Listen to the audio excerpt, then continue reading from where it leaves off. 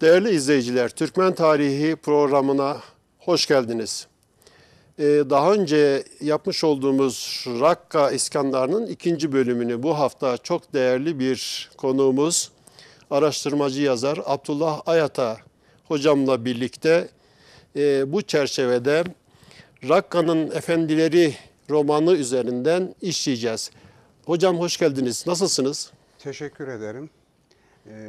Bana bu imkanı verdiğiniz için önce sizlere ve televizyon çalışanlarına çok teşekkür ederim.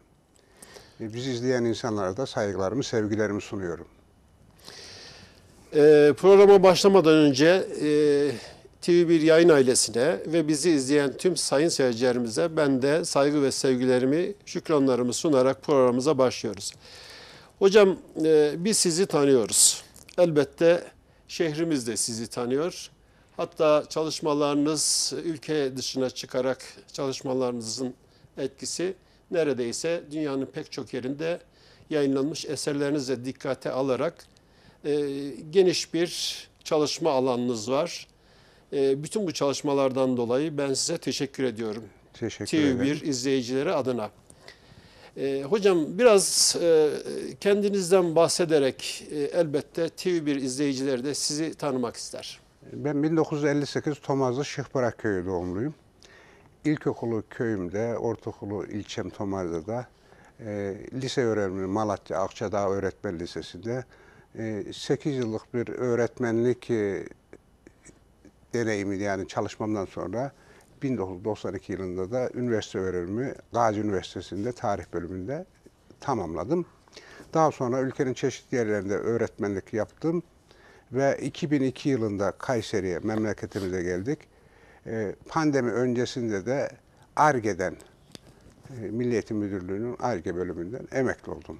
Şu anda 4 yıllık emekli bir öğretmenim. Şu an itibariyle emeklisiniz Evet. zannediyorum. Hocam çalışmalarınıza baktığımda eserleriniz özellikle roman son eseriniz tabii sayın seyircilerime müsaadenizle ben göstereyim.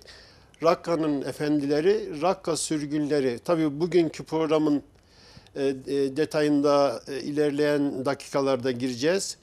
Benim de çok ilgimi çeken bir eser olmakla birlikte bununla beraber Kartallar Kafese Sığmaz, Horkut, Keşke o deli ben olsaydım, Küçük Dağların Gölgeleri, Erciyes'in Gölgesine Sığmayanlar, Torosların Cinleri, Muhbir Mehmet ve buna benzer yeni çalışmalarınız da var. Pek çok eseri yayın hayatımıza ve sayın seyircilerimizle buluşturan çalışmalarınız oldu. Bunlar mükerreren basıldı, okuyucular tarafından okundu ve tekraren basılmaya da devam ediyor. Evet. Ben bu çalışmalarınızdan dolayı size teşekkür ediyorum. Hocam programımıza başlarken şöyle başlayalım mı müsaadenizle? Türklerin yani Türkmenlerin İslam'a geçişiyle birlikteki yapılar. Elbette çok iyi olur. Özet olarak geçelim. Çok uzun bir süreç tabii. 751 yılında Çinlilerle yaptığımız savaşta Araplarla bir müttefik oluruz. Daha doğrusu Muaviye döneminde yani 4 halife dönemi bittikten sonra artık İslamiyet Arabistan'da dışarıya taşmaya başlamış. Çevreye heyetler göndererek İslamiyet'i davet eder olmuşlar. Burada Talas Savaşı, 751 yılındaki yapılan Talas Savaşı'nda biz Çinlileri yeneriz. Biliyorsun Çinliler ezeli düşmanlarımız malum olduğu üzere. Araplarla aramızda bir yakınlaşma başlar. Zaten Türkler de İslamiyet'e meyilli insanlardır. Yaşantılarıyla, aile durumlarıyla, işte kültürleriyle, inançlarıyla. 2 tanrı vardır Türklerde. Gök tanrı, bolluk, bereket, her şey ondan gelir. Bir de yerde kötü bir güç vardır. Deprem, felaket falan da oradan gelir. Burada biz öğrencilerimize anlattığımız bir menkıbe var. Şöyle, deriz ki dönem Karahanlılar dönemi. Saltuk Buğrahan hükümdarımız, Hakan'ımız. Bir gün Saltuk Buğrahan rüyasında Peygamber Efendimiz'i görür. Evet. O ortamda bütün peygamberler geliş geçmiş o ana kadar oradadır. Onunla sırasıyla gelirler, Efendimiz'e saygılarını sunarlar ve bir tarafa geçerler. Sıra Saltuk Burhan'a geldiğinde Peygamber Efendimiz ötekilere de der ki, bu peygamber değil ama bu insan, İslam'ı dünyaya yayacak olan milletin hükümdarı Evet. diye taltif eder, sırtını sıvada yanına oturtur. Ertesi gün bunun etkisinde çok kalan Saltuk Burhan beylerini toplar, ben gönül rızamla İslam'a geçiyorum. Hiç kimseyi de zorlamıyorum. İsteyen geçer, isteyen geçmezler. Kafileler halinde İslam'a geçiş başlar. Aslında biz burada İslam'a gönüllülük olarak geçtiğimizi anlatmak istiyoruz, öğretmek istiyoruz. Böyle durumda olanlar olmuştur. Fakat bir de madalyonun öbür tarafı var. Dönem Emeviler dönemi. Emevi komutanı Kuteybe, Maveraun Nehir dediğimiz Seyhun Ceyhun ırmaklarının bulunduğu yere kadar ulaşır. Buradaki bizim şehirlerimize varır. Orada insanları güya İslam'a davet eder. Eğer de siz işte Müslümanlığa geçerseniz hiçbir şey yapmayacağız size. Hepinizi saygıyla karşılayacağız falan der. Fakat sözünde durmaz.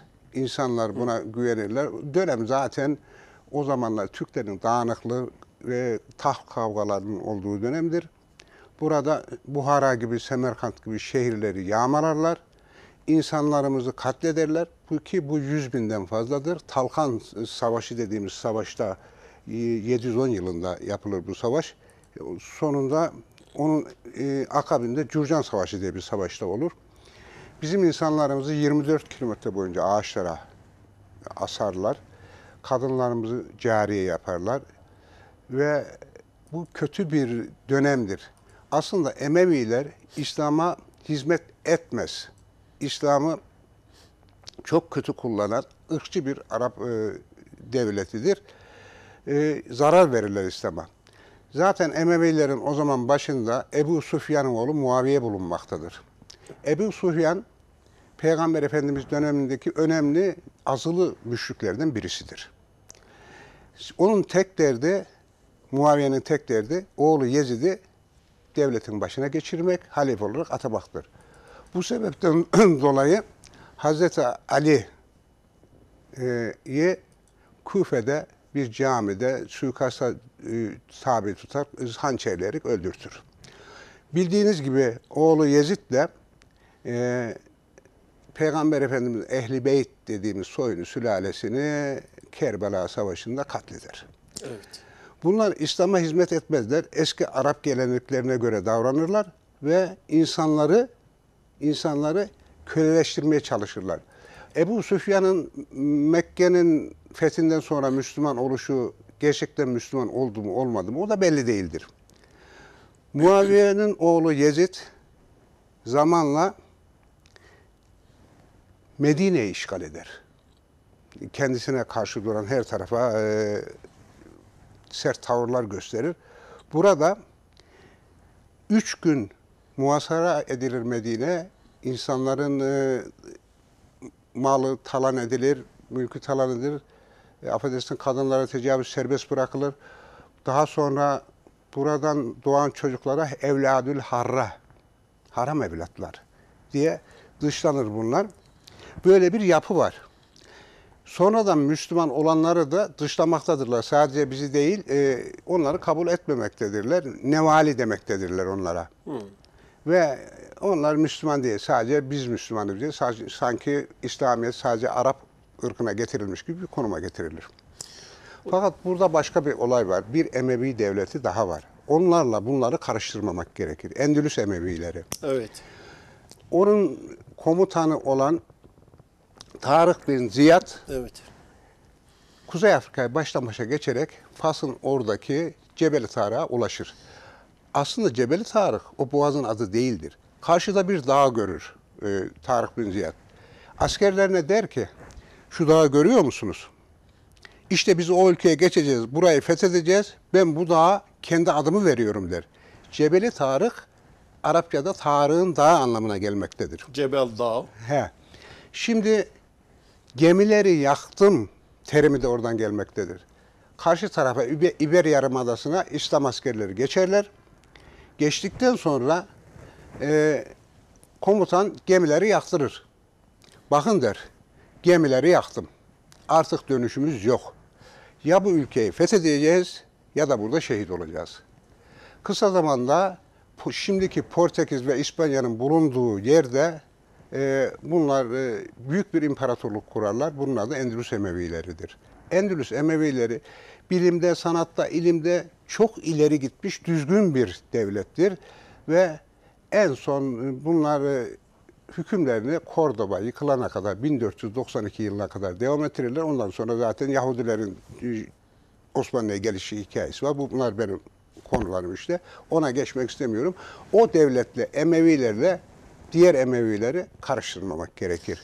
Evet hocam, büyük bir su medeniyeti kurup Kurtuba'da Alhambra Sarayı'nın da varlığını bildiğimizde yani sadece Portekiz değil, İspanya, Portekiz, Fransa, Avrupa'nın kuzeyinin tamamını elde eden, İslam'ı yerleştiren, İslam'ın burada nevşinema bulmasını sağlayan ve uzun sürede yüzyıllarca bölgede su medeniyeti diye bildiğimiz Endülüs Emevi Devleti'nin medeniyet yapısını kısaca anlattınız. Evet. Teşekkür ediyorum hocam.